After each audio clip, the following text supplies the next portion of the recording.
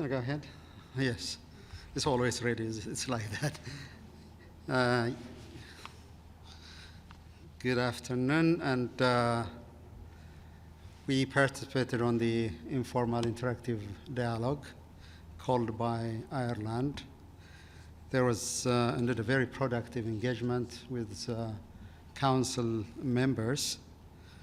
We discussed about humanitarian access, and also the report that was presented by OCHA regarding famine in Ethiopia, which we vehemently disagreed with their assessment because they utilized, a very botched approach when it comes in collecting data, because the Ethiopian government didn't agree with that.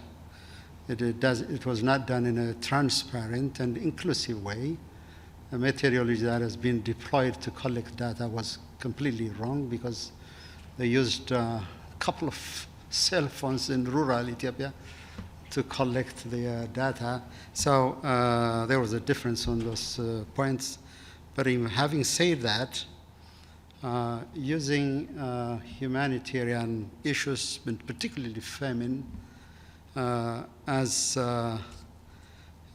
and starvation in order to exert undue pressure on Ethiopia is completely unacceptable. Ethiopia, in the first place, doesn't believe that the matter under consideration warrants the attention of the Security Council. Nevertheless, we appreciated in closed consultation and did because the spirit of the discussion was very, very helpful.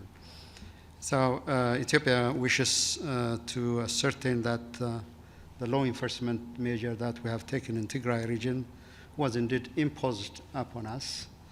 As any sovereign nation in that kind of situation, we would definitely respond. What we did is, as any worldly government would do, we responded to the attack perpetrated by a renegade group in the Tigray region of Ethiopia.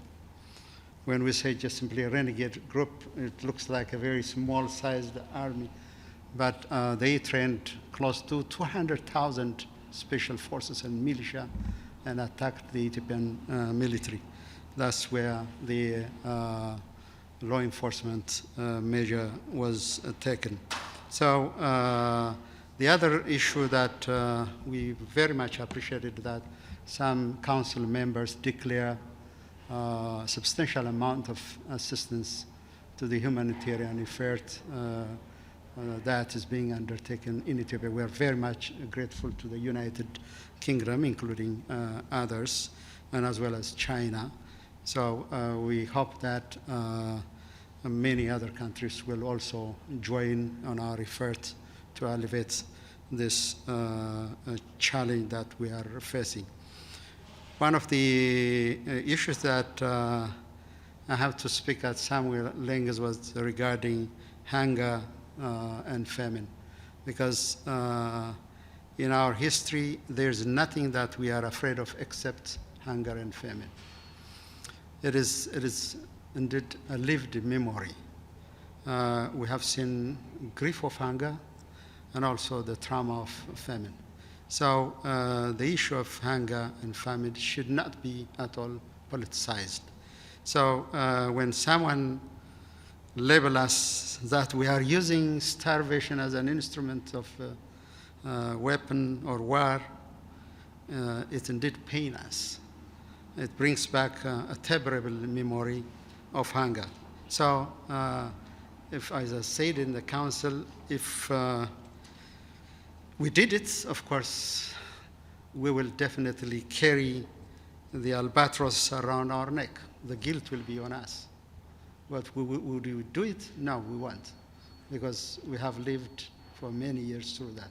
So labeling Ethiopia in such a manner is completely unacceptable, and it tarnishes our national values, which very much we care. And if people believe that, we don't have chilliness, that coldness in our soul and heart. So that's what we told the council. So this is not an issue to the council. We are trying our level best to bring peace and stability in Tigray and other parts of Ethiopia. Thank you very much. Mr. Ambassador, a few questions. First, your Prime Minister, Mr. Abiy, said that all Eritrean troops would leave Ethiopia, yet people on the ground still see them there. When is that going to happen? And we know from briefings here that the humanitarian community has asked for access to all areas of Tigray, and they say that they have not gotten it. When is the government going to allow access to all areas of Tigray? Thank you. Thank you, dear. There's an unfettered access. But sometimes when there are some skirmish here and there, of course, we have established what we call it a military-civilian coordination committee, and through that mechanism, it will be cleared, and then if need be, food supply will be escorted by military. If not, the area will be cleared and will move to the destined area. So we have a very strong commitment that access is guaranteed by all means.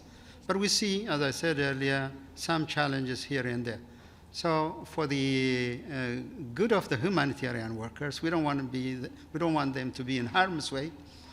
It could be stopped for a couple of hours, for a day, and then, of course, it proceeds. So in areas where there are some pockets of resistance, indeed, there are some limitations. But our determination and commitment is to reach out to the needy people who very much are looking for the assistance that the government is providing. Mind you, 70% of the food and non-food item is being allocated by the government itself, closing some of our major infrastructure programs in other parts of the country, and closing it, allocating the fund to purchase food, non-food items, and then send it to the Tigray, and also to other parts of the region as well. Secondly, regarding the Eritrean, there is a commitment from my government, and the Eritreans have made it clear as well, that it is a matter of sorting out some technical and procedural issues. Our expectation is that they will definitely leave soon. Thank you. Good, thank you. Those are my questions. Yeah. Thank you very much. Thank you.